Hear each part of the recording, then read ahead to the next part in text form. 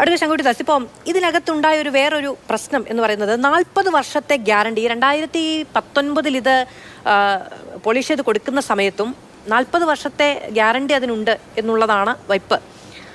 പക്ഷെ 6 വർഷം കഴിയുമ്പോൾ ഈ 2025 അത് വീണ്ടും അറ്റകുറ്റപ്പണിക്ക് കൊണ്ടുപോകേണ്ടി വരുന്നത് അന്ന് അത് മര്യാദയ്ക്ക് വേണ്ട രീതിയിൽ, അതായത് 101 സ്ക്വയർ ഫീറ്റാണ് ഈ പാളികളടക്കം ഉള്ളത്. ഈ ചെമ്പുപാളികളുടെ അടക്കം 101 സ്ക്വയർ ഫീറ്റാണുള്ളത്. അത് മര്യാദയ്ക്ക് ഈ 40 വർഷത്തെ ഒരു ഗ്യാരണ്ടി എന്ന രീതിക്ക് ചെയ്യണമെങ്കിൽ 8 ഗ്രാം പെർ സ്ക്വയർ ഫീറ്റ് എന്ന നിലയ്ക്ക് കർശന ബുദ്ധിയോടുകൂടി അതിൻ്റെ പ്രവർത്തനങ്ങൾ നടത്തേണ്ടതുണ്ട്. പക്ഷെ 397 ഗ്രാമാണ് ചിലവാക്കിയത്. അതായത് ആവശ്യത്തിന് പര്യാപ്തമായ നിലയ്ക്ക് അത് പണി നടത്തിയിട്ടില്ല എന്ന കാര്യം ഇപ്പോൾ ഈ ക്രമക്കേട് അതിൽ ഗ്യാരണ്ടി സമയം മുഴുവനും കൃത്യമായത് നിലനിൽക്കാതെ 6 വർഷത്തിന് ശേഷം വീണ്ടും അതിൻ്റെ ഈ കേടുപാടുകൾ തീർക്കാൻ കൊണ്ടുപോകേണ്ടി വരുന്ന സാഹചര്യം അത് മറച്ചു വെക്കാൻ വേണ്ടിയാണോ പെട്ടെന്ന് ഇപ്പോൾ കോടതിയെ പോലും അറിയിക്കാതെ, ദേവസ്വം ബെഞ്ചിനെ പോലും അറിയിക്കാതെ വീണ്ടും യാതൊരു തരത്തിലും ഉള്ള മുന്നറിയിപ്പുകളോ മാനദണ്ഡങ്ങളോ പാലിക്കാതെയുള്ള ഈ കൊണ്ടുപോക്ക്, എന്നിട്ടത് ചോദിക്കുമ്പോൾ അത് ഉരുക്കി കഴിഞ്ഞിരിക്കുന്നു, ഇനി കൊണ്ടുവരാൻ കഴിയില്ല എന്ന മുട്ടുന്യായം? നോക്കൂ, അങ്ങ് പറയുന്നത് ഒരു സാധ്യതയാണ്. അങ്ങനെ ആവാം, നല്ല നിലയ്ക്കാണെങ്കിൽ അങ്ങനെ ആവാം.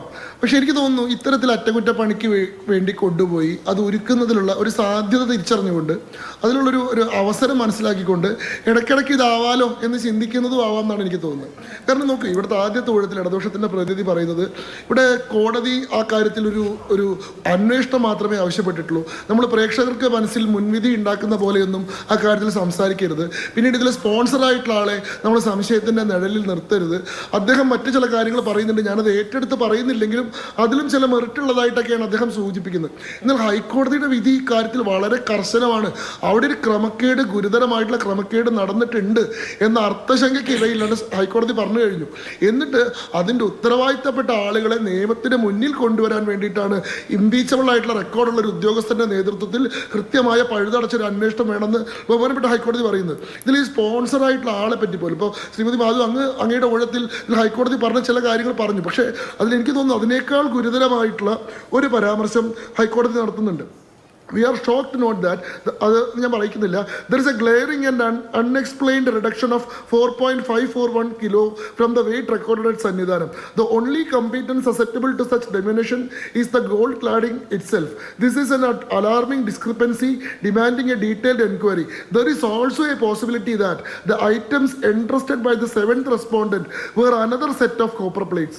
Okay. We also note that this reduction in weight was not reported to the Devasam official. ഹൈക്കോടതി പറയുന്ന മറ്റൊരു സാധ്യത, ഈ പറയുന്ന 7ാമത്തെ റെസ്പോണ്ടന്റ് ആയിട്ടുള്ള ഉണ്ണികൃഷ്ണൻ പോറ്റി അവിടെ ഏൽപ്പിച്ചത് മറ്റൊരു സെറ്റ് ഓഫ് കോപ്പർ പ്ലേറ്റ്സ് ആയിരിക്കാം.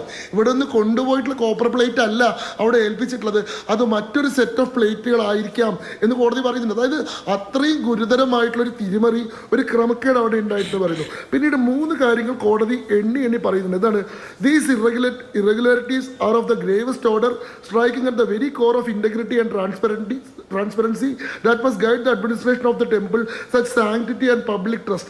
ഇതിൽ സംശയാസ്പദമായിട്ടുള്ള കാര്യങ്ങൾ എന്തൊക്കെയാണ്? The unexplained reduction in the weight of gold-cladded copper plates, the casual and unsafeguarded entrustment of these valuable articles to the additional 7th respondent, the protracted and unjustified delay in the production before the 8th respondent, and the deliberate misdescription of the gold-cladded plates as mere copper plates. ഈ സ്വർണം പൂശിയിട്ടുള്ള പാളികളെ രേഖകളിലെല്ലാം ചെമ്പ് പാളികൾ എന്ന് മാത്രമാണ് രേഖപ്പെടുത്തിയിട്ടുള്ളത്. ഇങ്ങനെ ഗുരുതരമായിട്ടുള്ള ക്രമക്കേടുകൾ ഈ കാര്യത്തിൽ നടന്നിട്ടുണ്ട്. ഇത് നോക്കൂ, ഇതൊരു ഒറ്റപ്പെട്ട സംഭവമായി നിങ്ങൾക്ക് പറയാൻ കഴിയില്ല. കഴിഞ്ഞ 10 വർഷത്തിനിടയിൽ നടന്നിട്ടുള്ള എണ്ണി പറഞ്ഞാൽ 10ലേറെ സംഭവങ്ങൾ നമുക്കറിയാം. ശ്രീപത്മനാഭസ്വാമി ക്ഷേത്രത്തിൽ 2016-17 കാലഘട്ടത്തിൽ 189 കിലോഗ്രാം സ്വർണത്തിന്റെ മിസ്അപ്രോപ്രിയേഷൻ ഉണ്ടായിട്ടുണ്ട്. അതായത് 189 കോടി രൂപ മൂല്യം മതിക്കുന്ന സ്വർണത്തിന്റെ മിസ്അപ്രോപ്രിയേഷൻ ഉണ്ടായിട്ടുണ്ട്. ശ്രീപത്മനാഭസ്വാമി ക്ഷേത്രത്തിന്റെ വിഗ്രഹത്തിന്റെ നെറ്റിയിൽ പതിച്ചിരുന്ന മൂല്യം പോലും നമുക്ക് തീരുമാനിക്കാൻ കഴിയാത്ത 8 രത്നക്കല്ലുകൾ നഷ്ടപ്പെട്ടു പോയിട്ടുണ്ട്. അമ്പലപ്പുഴ ശ്രീകൃഷ്ണസ്വാമി ക്ഷേത്രത്തിലെ ശ്രീകൃഷ്ണന്റെ കഴുത്തിലുണ്ടായിരുന്ന നവരത്നങ്ങൾ പതിച്ചിട്ടുള്ള 100 കോടി രൂപയ്ക്ക് മേലെ മൂല്യം വരുന്ന പതക്കം നഷ്ടപ്പെട്ടു പോവുകയും അതൊരു സ്വകാര്യ തട്ടാന്റെ അടുത്ത് എത്തുകയും ചെയ്തിട്ടുള്ള സംഭവം നമുക്കറിയാം. ഹരിപ്പാട് ക്ഷേത്രത്തിലെ സ്വർണത്തിന്റെ കമ്പവിളക്ക് 2002 അറ്റകുറ്റപ്പണിക്ക് വേണ്ടി കൊണ്ടുപോയത്. 23 കൊല്ലമായിട്ട് ആ കമ്പവിളക്ക് ഹരിപ്പാട് സുബ്രഹ്മണ്യ സ്വാമി ക്ഷേത്രത്തിലേക്ക് മടങ്ങി വന്നിട്ടില്ല. ചോറ്റാനിക്കര ഭഗവതി ക്ഷേത്രത്തിലെ സ്വർണ്ണ ഗോളക ഉണ്ടാക്കാൻ 5 കിലോ സ്വർണം ക്ഷേത്ര ക്ഷേത്രം കൊടുത്തു, അവസാനം ഗോളകി ഉണ്ടാക്കി തിരിച്ചു കൊണ്ടുവന്നപ്പോൾ ഉരുക്കി പരിശോധിച്ചപ്പോൾ ബഹുമാനപ്പെട്ട സുപ്രീം കോടതി ഇടപെട്ടിട്ടാണ്, ഉരുക്കി പരിശോധിച്ചപ്പോൾ 4 കിലോ സ്വർണ്ണ ഉണ്ടായിരുന്നുള്ളൂ, 1 കിലോ ചെമ്പായിരുന്നു. ഈ കൊല്ലം 2025 എന്താണ് പഴയന്നൂർ ഭഗവതി ക്ഷേത്രം, കൊച്ചി രാജവംശത്തിന്റെ പരദേവതയാണ്, പഴയന്നൂർ ഭഗവതിയുടെ 2 പവൻ അതായത് 16 ഗ്രാം തൂക്കമുള്ള എന്താണ് തങ്ക കിരീടം കാണാതെയായത് നമ്മൾ കണ്ടു.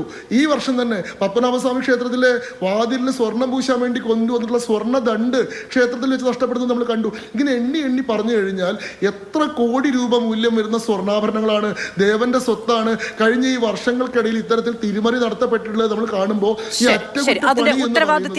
അതിന്റെ ഉത്തരവാദിയായിരിക്കുന്ന ദേവസ്വം ബോർഡിന്റെ പേര് ദേവസ്വം എന്നാണെന്നും ദേവസ്വം എന്നാൽ ദേവന്റെ സ്വത്ത് എന്നുള്ളത് കൊണ്ടും ആ ഉത്തരവാദിത്വം വർദ്ധിക്കുന്നു എന്ന സാഹചര്യത്തിൽ കൂടി ആ വിമർശനം ആ നിലയ്ക്ക് പറഞ്ഞു വന്നതുകൊണ്ട് ഞാൻ ഇടപെടാതിരിക്കായിരുന്നു. ശംഖു ഏറ്റവും കൂടുതൽ സമയം അങ്ങനെ എടുത്തത്.